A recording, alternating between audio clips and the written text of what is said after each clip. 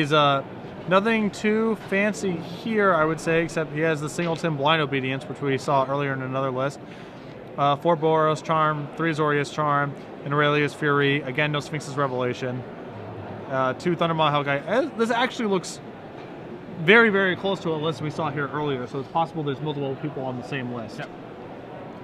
On our right, we have Steve Goanos playing a Naya aggro deck. Not your typical one, bit of a brew, as you're going to see Blind Obedience here from Bronson, a card that we will 100% bring up on the screen for you guys, one of the more popular extort cards in the format.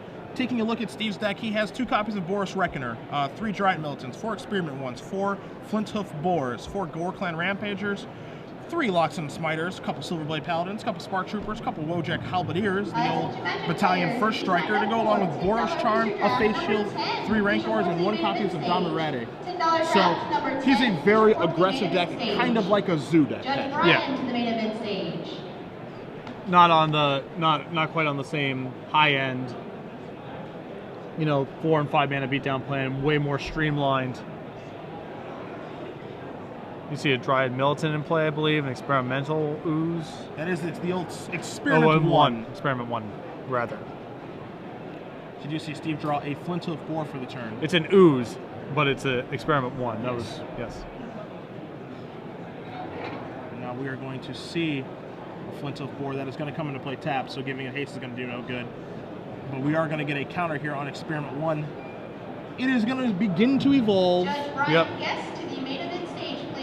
And now you're going to see a Rancor here. This is a bit risky when you're playing against the blue-white-red deck that has mana untapped. Searing Spirit kind of looming, but hey, it all works out. Yep.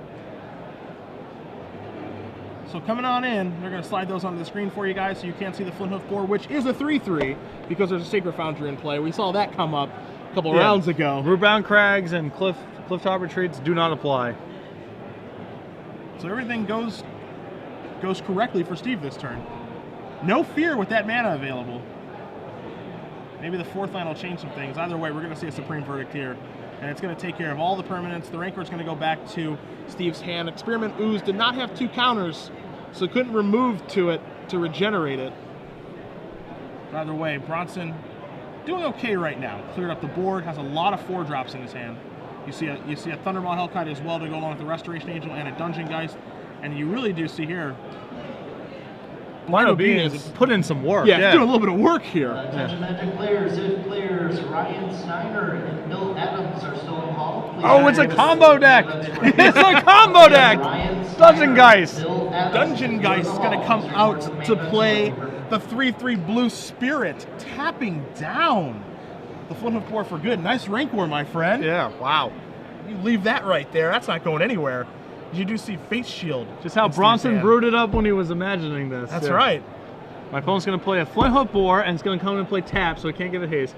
He's going to have a mana left over, so he's going to just Rancor it, because that's what he does with his mana left over, and then I'm going to Dungeon Geist it. This is exactly how I drew it up in the hotel room.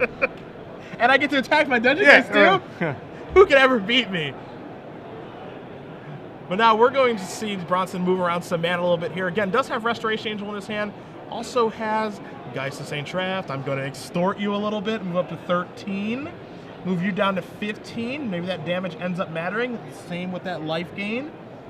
Nope. You see Steve. And that is actually super important that Bronson went up to 13 because there's 2 copies of Boros Charm in Steve's hand. So getting above a multiple of 4 is a big deal.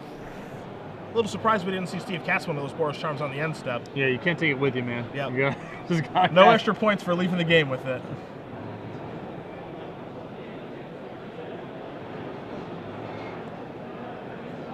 Now, Blind Obedience is a card, Patrick, where, you know, it's a card that you're not going to play 4 of. I think we can both agree on that. But this is a card that can see a lot of play because it is very nice against the Ace mechanic.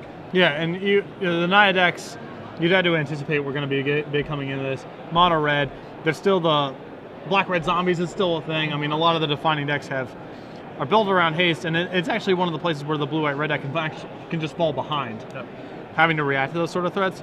So Blind Obedience gives you a cushion to just be able to play the cards and the cantrips you want to play, and then deal with threats the following turn. Also, you know, against haste plays very well with your Supreme Verdicts, and of course, if you're going to be sideboarding in Dungeon Geist, those as we're seeing right now, work very well together. Yeah. And you see Steve is just going to extend the hand because he knows that he can't race the situation that he's in. He's got no creatures. The Boros Charms are too slow. And when you're facing down Geist, Saint Trapped, and Dungeon Geist, that's a 2-turn clock. Yep. And he just concedes the game right away because he just knows he's beat. Blind Obedience is also very solid with Geist Saint Trapped. Yeah. Because, you know, you're trying to just play blockers and